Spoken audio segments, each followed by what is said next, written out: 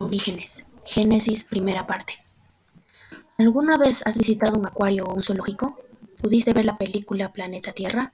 Es increíble ver la gran diversidad de árboles, animales e insectos. Y ni hablar del océano y los ríos. Jamás creí ver tantas formas y colores diferentes. La variedad y la perfección en cada diseño son realmente impresionantes. La complejidad y el equilibrio de cada criatura son indescriptibles. Alguien debió haber creado todo. No pudo ocurrir al azar. Todo es un indicador de la existencia de un diseñador muy inteligente. No sé si en algún momento de tu vida te has preguntado por qué estamos aquí, hacia dónde vamos o por qué existe lo bueno y lo malo. La mayoría de las religiones ofrece algunas respuestas, pero solo la fe cristiana proporciona la verdadera.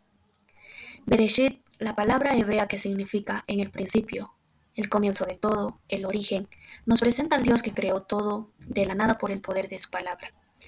No nos dice cuándo sucedió o cómo lo hizo, pero nos muestra a aquel que inició absolutamente todo. ¿No te parece asombroso?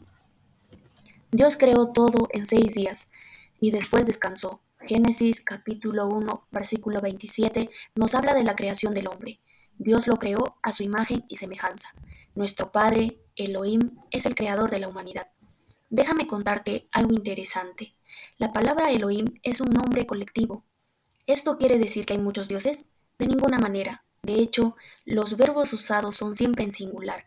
Génesis nos presenta a un Dios que es trinitario, es decir, un solo Dios en tres personas, Padre, Hijo y Espíritu Santo.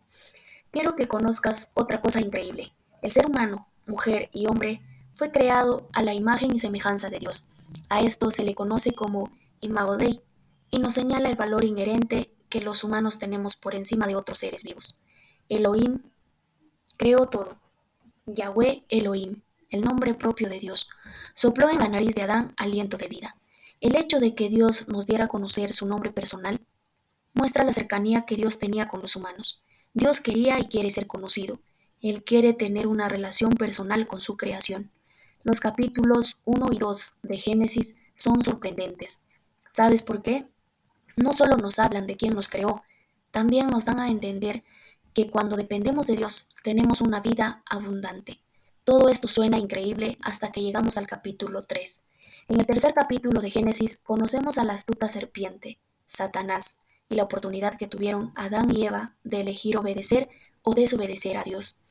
Ciertamente Satanás los tentó, pero la decisión siempre estuvo en sus manos, así como lo está en las nuestras. De hecho, si lees con detenimiento, la estructura del relato señala la escena en donde Adán y Eva pecan en un momento en el que no están presentes ni Dios ni Satanás. Las consecuencias son evidentes. Una vida llena de dificultades y lejos de Dios. Perdieron la relación de amor que tenían como su creador. En Adán y Eva conocemos el inicio del pecado y el principio de la muerte que Dios había prometido si desobedecían. El pecado, hermana, nos separa de Dios, y en caso de que no lo sepas, el pecado no puede existir en presencia de un Dios santo. ¿Cómo podrían permanecer Adán y Eva en el jardín del Edén? Era imposible, así que Dios los expulsó. Si prestamos un poco de atención, cada vez que los humanos pecan y se apartan de Dios, se acercan un poco más al lado este del Edén. Entre más nos adentramos en el pecado, más nos alejamos de Dios. Mi hermana, debemos entender algo. No puede haber nada más triste que vivir sin Dios. Sin embargo, te tengo una gran noticia. Dios, en su gran amor y misericordia, nos da la promesa de redención y restauración. Dado que Dios es fiel, el pecado original no lo tomó por sorpresa. En Génesis capítulo 3 versículo 15 encontramos la primera promesa de salvación. Y pondré enemistad entre ti y la mujer, entre tu simiente y la simiente suya. Esta te herirá en la cabeza y tú le herirás en el calcañar. En este versículo, Dios promete que habrá enemistad entre la serpiente y el fruto de la mujer. La serpiente se refiere a Satanás y el fruto de la mujer a Jesucristo. La muerte de Jesús en la cruz es la manera en que Satanás hirió a Jesús en el calcañar. La mujer de la que habla no es cualquier mujer, es una virgen. Su simiente no fue producto de un hombre, sino únicamente del poder del Espíritu Santo en ella. Y claro, la herida no será mortal, porque Jesucristo, la simiente de la mujer, aplastará la cabeza de la serpiente y con ello llegará a la derrota de Satanás. ¿Puedes reconocer el amor de Dios? Inmediatamente después de la caída, nos prometió proveer la propiciación por nuestros pecados. El Hijo de Dios, Jesús, hizo el pago por nosotros. Se cumple la justicia de Dios y se manifiestan su amor y misericordia. Lo primero no invalida lo segundo. Increíble. Adán y Eva fueron separados de Dios, pero con fe esperaron la venida de la semilla prometida, y tuvieron hijos, y cada uno de ellos formó su propia familia. Poco a poco la humanidad comenzó a crecer y a olvidarse de Dios. De hecho, al leer Génesis capítulo 5, los descendientes de Adán, verás que solo Enoc caminó con Dios. La tierra se fue llenando de pecado y en consecuencia Dios no tuvo más remedio que enviar un diluvio en el que solamente se salvaron Noé, su familia y una pareja de cada animal. A partir de este acontecimiento, la humanidad floreció de nuevo.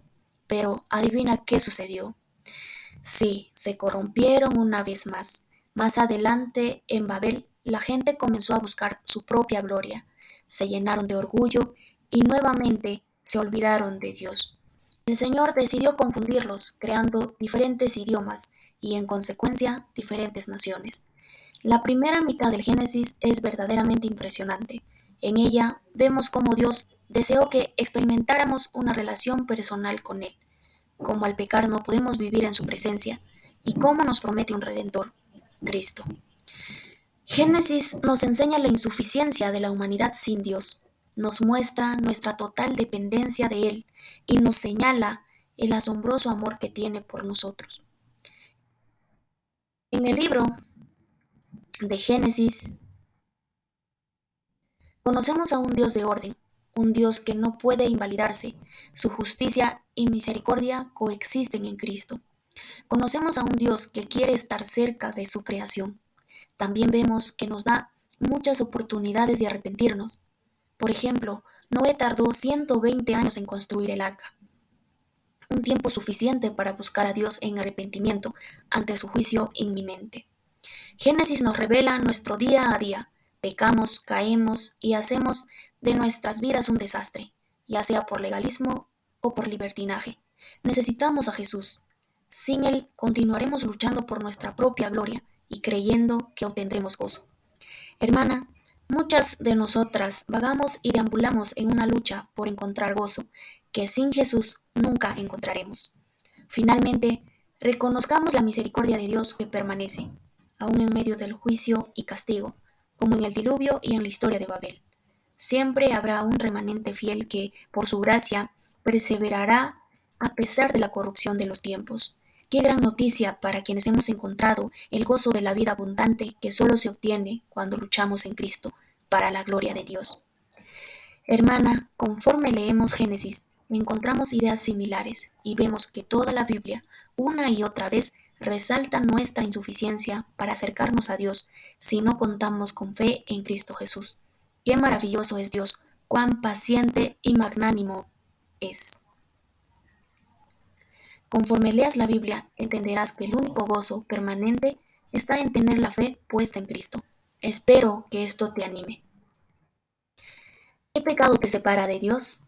¿Crees que vivir de acuerdo a lo que Dios dice es opresivo? ¿O crees que puedes vivir tu vida al máximo en Dios? ¿Cuál es la raíz de tu pecado? ¿Es acaso desconfianza en Dios? Medita estas preguntas un par de días. Cuando entiendas que Dios quiere que disfrutes de una vida plena, arrepiéntete y regresa a Dios sabiéndote perdonada en Cristo.